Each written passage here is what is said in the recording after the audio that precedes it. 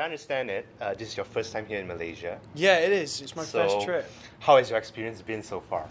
I love it. I love Malaysia. You know, it's taken a while for me to get here, but the stars have aligned. I'm here, and now that I am in Malaysia, I don't really want to leave. The showcase yesterday was just beautiful. The way that it ended, having all those people sing my lyrics back to me, was just insane. You know, and if you'd have asked me 5 years ago, do you ever think you'll be in Malaysia to a sold-out crowd after 8 hours of it being on sale, I would have laughed. But you know, to be here and to see myself visually how my songs are reacting with people, it means the world. So.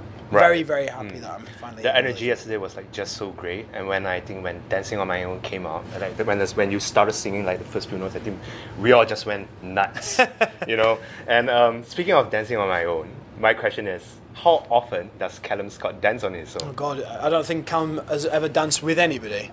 It's ridiculous. I've danced on my own all the time, but I don't have great moves, so it's probably a good thing. Right. Yeah, I have a couple of moves in the bag, and once I've used them, that's it. I can't. Right.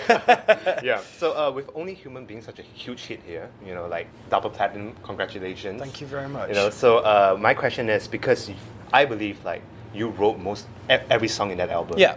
So for someone who's very cheery and positive, you sure sing a lot of mellow and sad songs. Yeah. So how was the songwriting process like for you?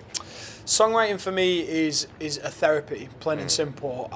When I very, very first started writing music, I wrote about going to the club and dancing and drinking and stuff, and it just didn't feel right, you know. I thought that was what cool kids would sing about. And once I just was myself and I started to sing about real issues and started to think about, you know, how I felt and what message I wanted to give to people, songwriting started to sort of fall into itself. And it just became a therapy. I always walked away from a session feeling great for getting something off my chest, but also I was putting these into words that people were going to listen to, you know, in a way of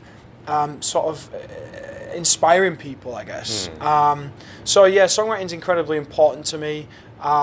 It took a while to get the first album together, but I did write, you know, almost 70 songs for the album.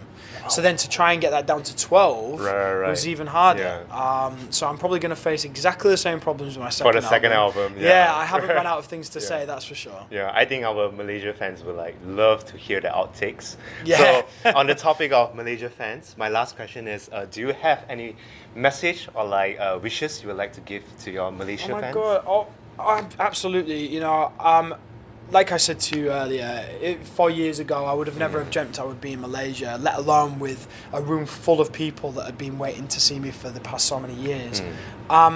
It's truly an honour and a privilege for me to do something I love, but then for people to love it equally as much. It really does mean the world. It has taken a while for me to be here in Malaysia. I am finally here. I intend to keep coming back. I would love to bring my band out here and play a full show. We're talking about with the label.